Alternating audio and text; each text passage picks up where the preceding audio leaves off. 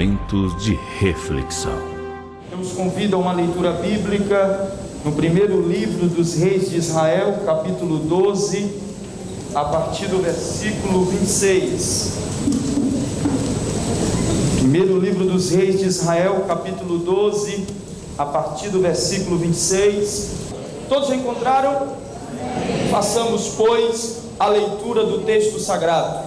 E disse Jeroboão no seu coração: agora tornará o reino à casa de Davi, se este povo subir para fazer sacrifícios na casa do Senhor em Jerusalém.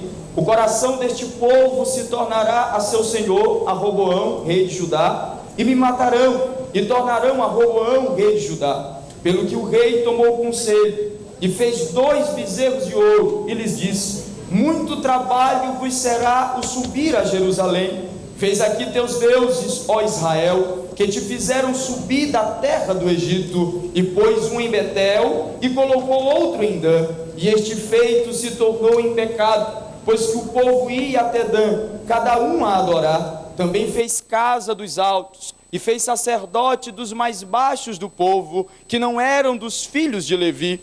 E fez Jeroboão uma festa no 8º mês, no dia 15º do mês, como a festa que se fazia em Judá, e sacrificou no altar. Semelhantemente fez em Betel, sacrificando aos bezerros que fizera. Também em Betel estabeleceu o sacerdote dos altos que fizera, e sacrificou no altar que fizera em Betel, no dia 15º do 8º mês, do mês que ele tinha imaginado no seu coração. Assim fez a festa aos filhos de Israel e sacrificou no altar, queimando incenso. Queridos irmãos, o livro de Reis, bem como os livros de Crônicas, eles vão narrar um pouco a respeito das atividades dos reis de Israel, dos reis do povo de Deus, tanto no período do reino unificado, bem como do período posterior à divisão.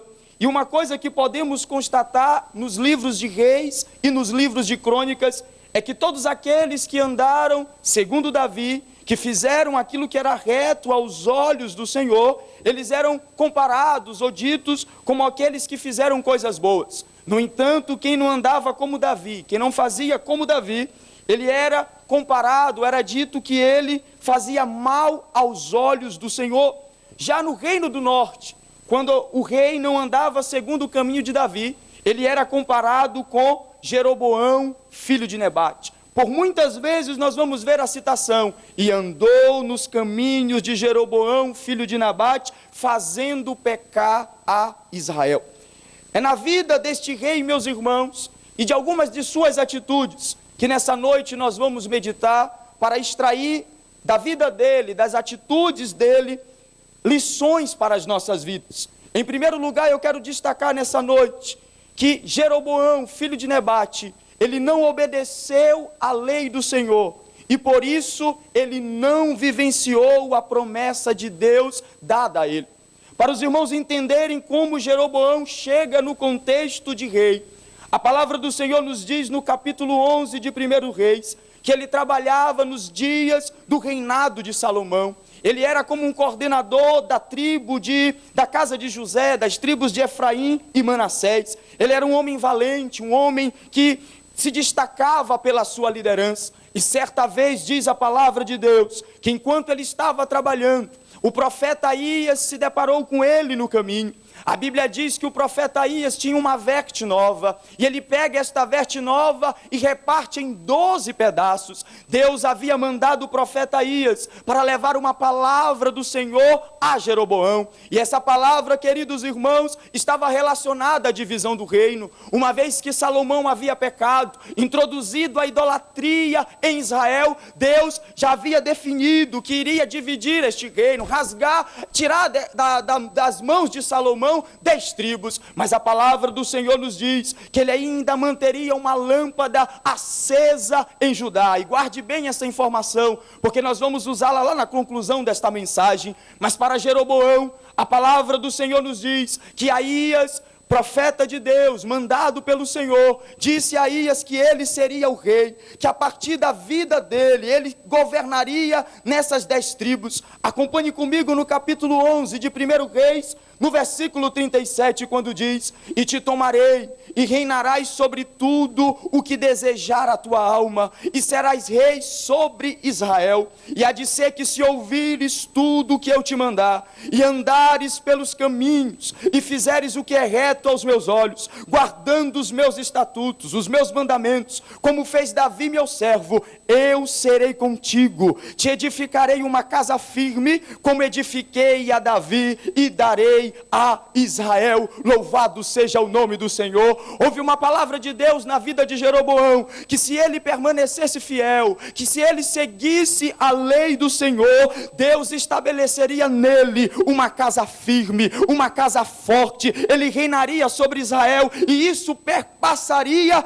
as gerações. Mas, meus queridos irmãos, quando nós lemos o versículo 26 do capítulo 12, nós vamos observar que este rei, nos seus primeiros atos do seu governo, ele desobedeceu a lei do Senhor, ele desobedeceu aos mandamentos do Senhor para a sua vida. Devemos observar que esta promessa, que esta bênção, que o cumprimento desta promessa estava condicionado à obediência, estava condicionado em ele seguir a lei do Senhor.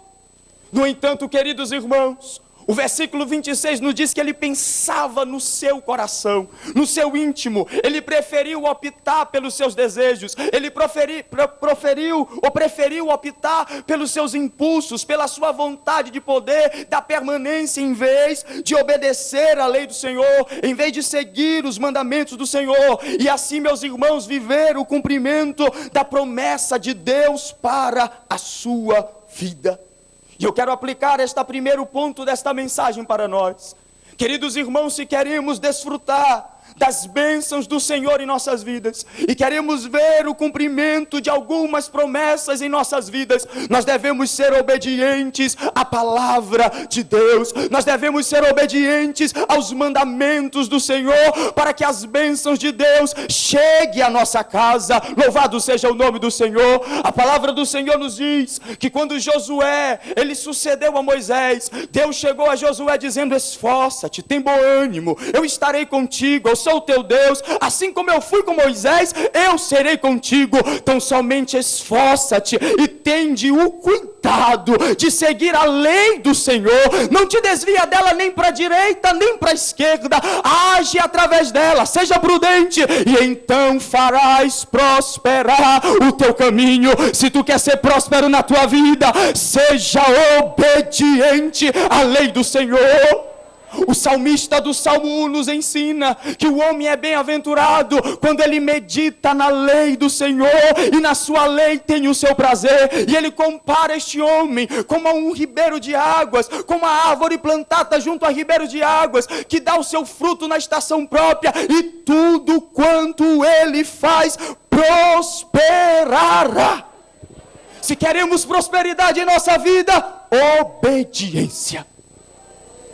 Eu olho em Jeroboão alguém que tinha tudo para seguir adiante, que tinha um potencial para seguir adiante, mas desobedeceu a lei do Senhor.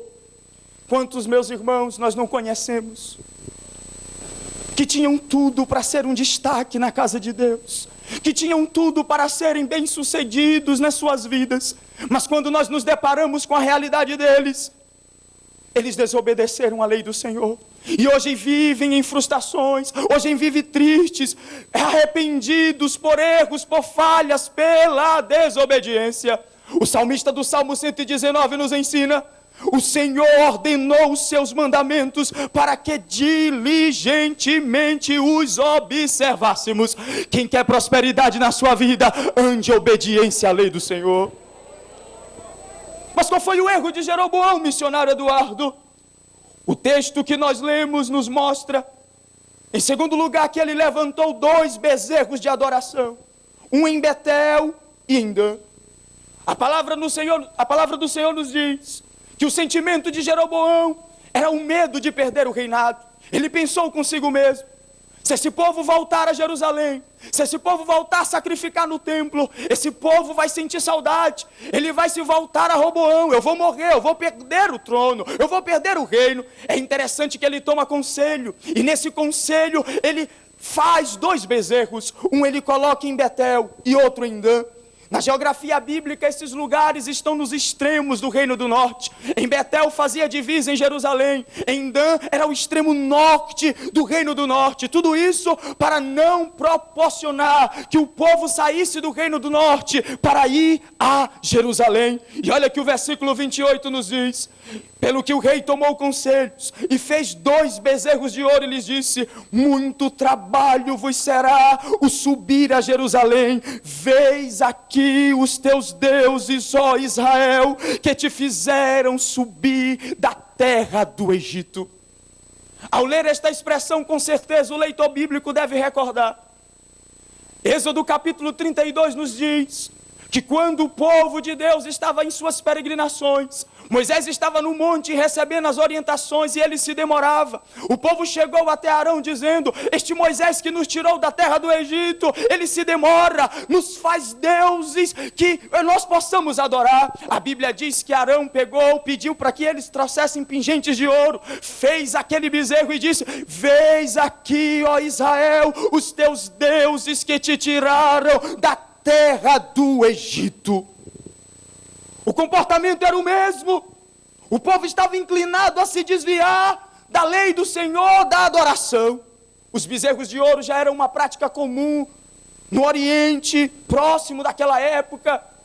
Aquelas nações vizinhas já adoravam, uma vez que eles representavam a fertilidade. Em 2 Crônicas capítulo 11, versículo 15, o texto sagrado nos diz que estes altos eram para os demônios e para os bezerros que fizera.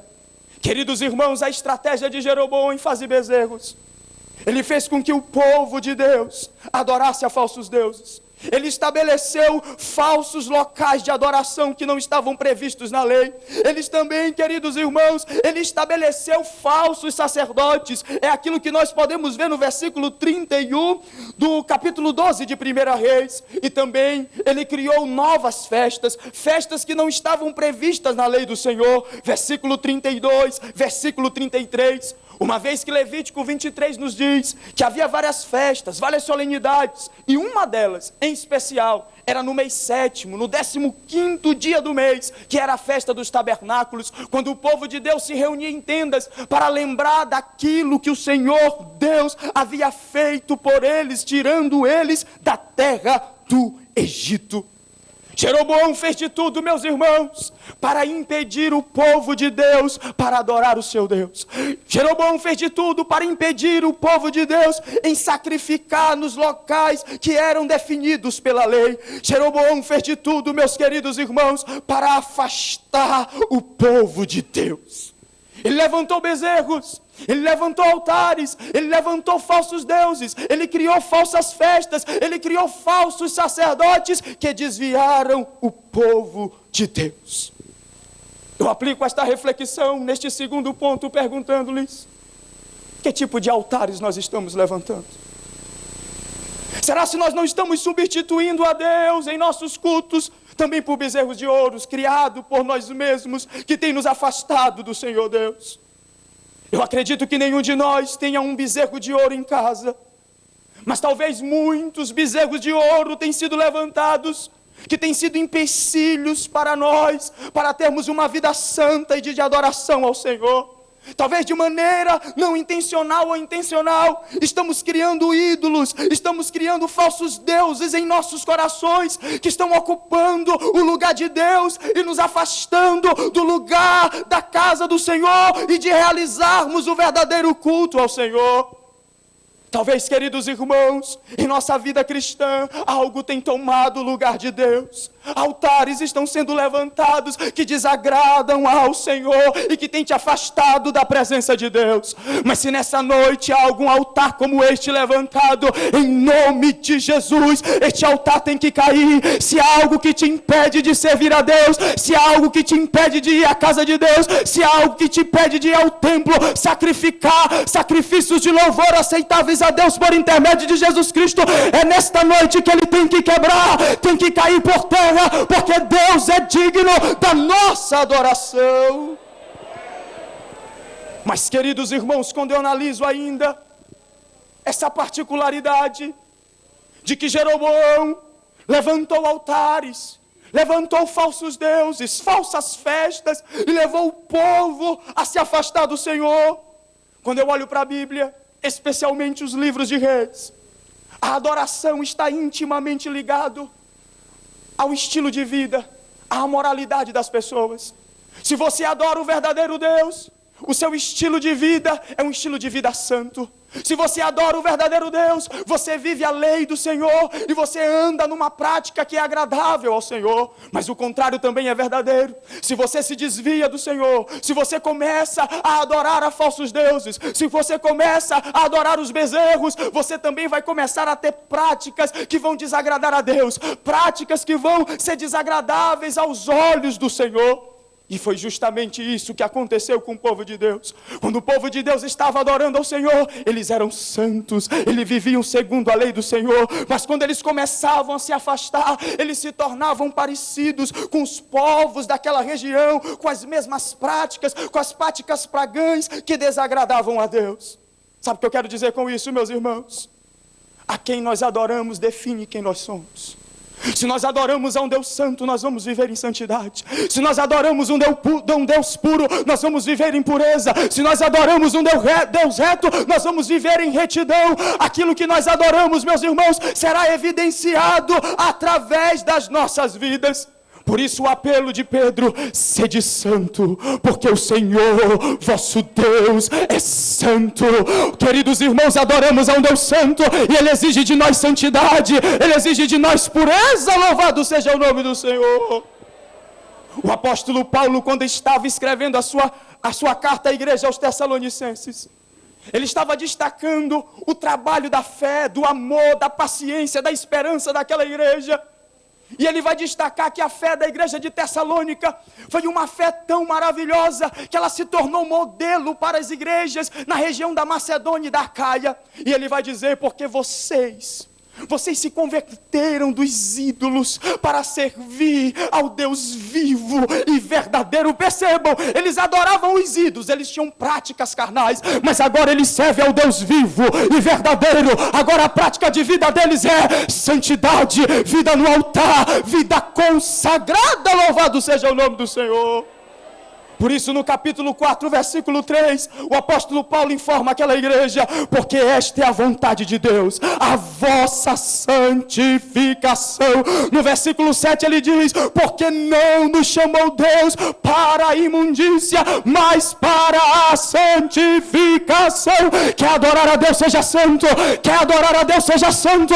Quer adorar a Deus, seja santo. Ele exige de nós santidade, santidade, santidade ao Senhor. Em terceiro lugar, eu destaco na vida de Jeroboão, queridos irmãos, um legado espiritual de pecado aos reis de Israel. Como eu disse no início, aqueles que faziam o que era mal no reino do norte eram comparados a Jeroboão, filho de Nebate. As suas práticas, as suas ações foram perpetuadas por todos os reis que vieram. 20 reis do reino do norte, todos eles foram maus. Acabe ainda se tornou pior, porque o texto sagrado vai dizer como se não fosse coisa difícil ou fácil andar nos pecados de Jeroboão, filho de Nebate. Ele ainda se casou com Jezabel, filha de Etbaal, da região dos Sidônios. Todos aqueles reis, eles repetiram o mesmo pecado de Jeroboão.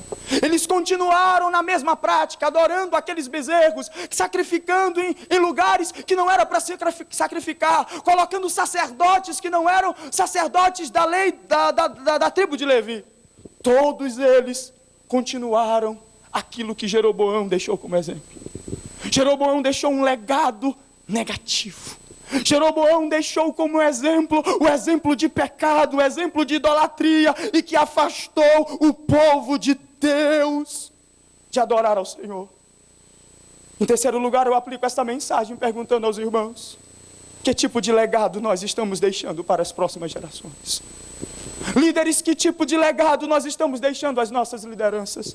Pais, que tipo de legado nós estamos deixando aos filhos? Igreja, que tipo de legado nós estamos deixando à nossa sociedade?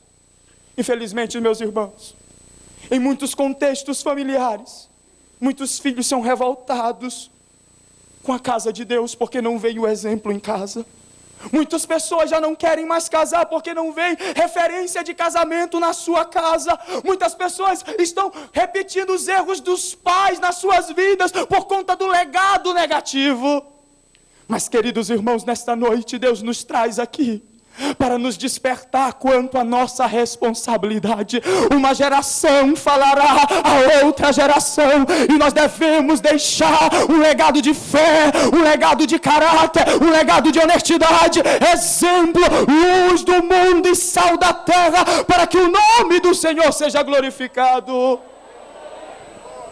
Mas, queridos irmãos, quando pensamos neste ano que nós estamos vivendo de centenário, nós nos alegramos, pois a nossa igreja, meus irmãos, é uma igreja centenária. Pela graça de Deus nós chegamos até aqui, meus irmãos. E que motivo de alegria! Mas ao mesmo tempo que nós nos alegramos, nós devemos entender a nossa responsabilidade como geração centenária. E qual é a responsabilidade, pregador?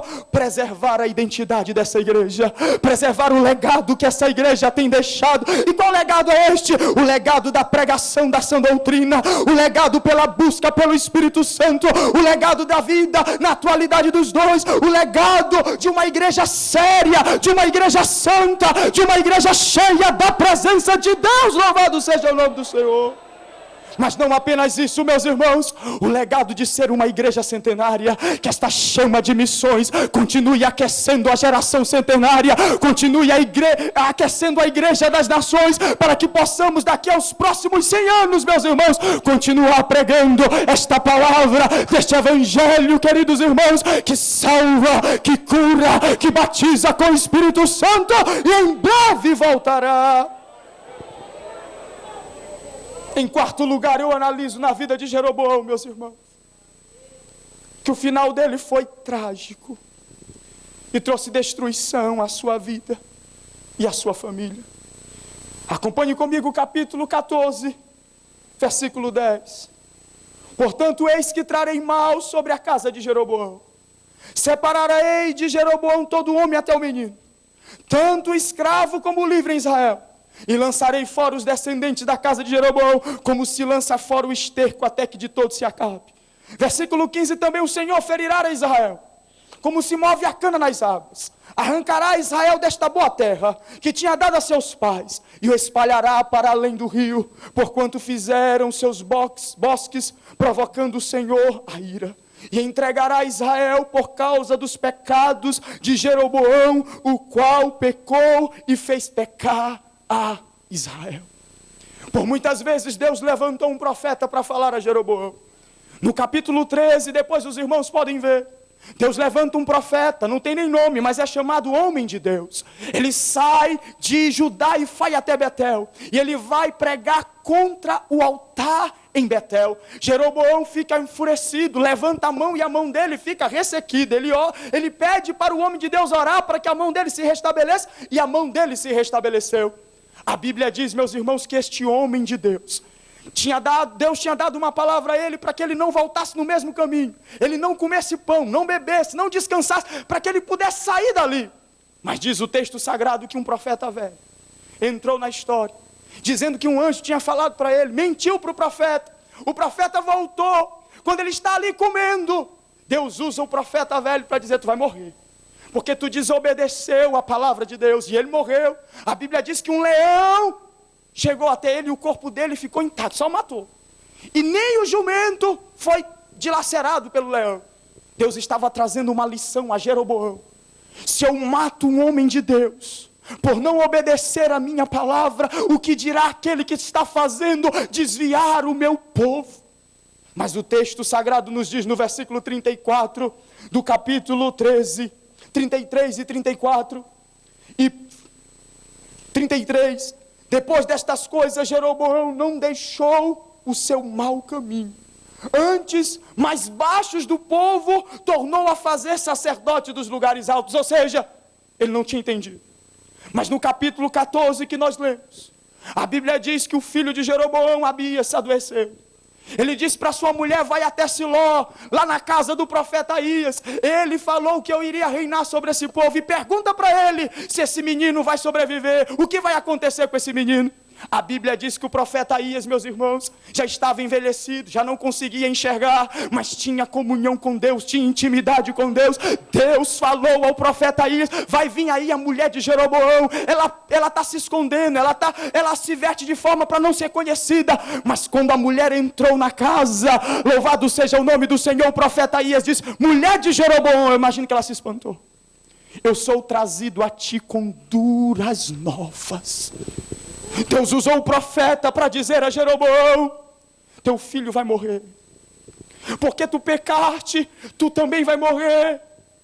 Tu não vai ter mais descendência, vocês não vão mais ocupar, você não vai ser mais casa firme em Israel. Eu vou levantar um rei que vai matar todo mundo. E também eu vou trazer juízo a Israel por conta destes pecados. Queridos irmãos, o pecado não compensa. Desobedecer a Deus não compensa. Fazer a nossa vontade não compensa, traz consequências. E traz consequências não apenas para nós, mas muitas das vezes com os nossos relacionamentos, família, igreja, comunidade. Mas a palavra de Deus nesta noite para nós, não é para nós brincarmos. Não é para nós ficarmos cocheando entre dois pensamentos. Não é hora mais de olhar para trás, é hora de seguir firme, avante, é hora de continuar fazendo a vontade de Deus, obedecendo, sendo fiel, louvado seja o nome do Senhor.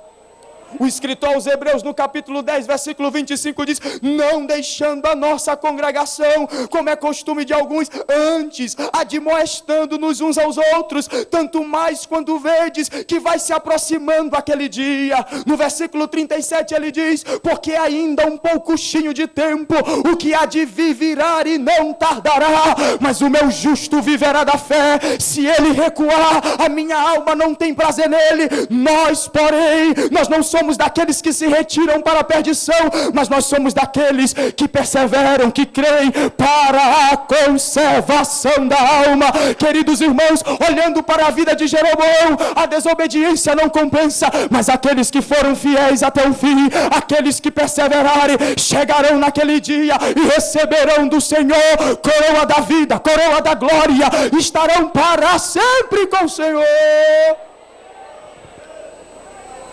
Meus queridos, se eu terminasse a mensagem agora, ela não estava completa. Porque uma das lições dos livros de Reis e de Crônicas é nos lembrar da promessa que fora feita à casa de Davi. Lembrem que eu disse no início, ele separou o reino, mas ele deixou uma lâmpada acesa à casa de Davi por amor a Davi.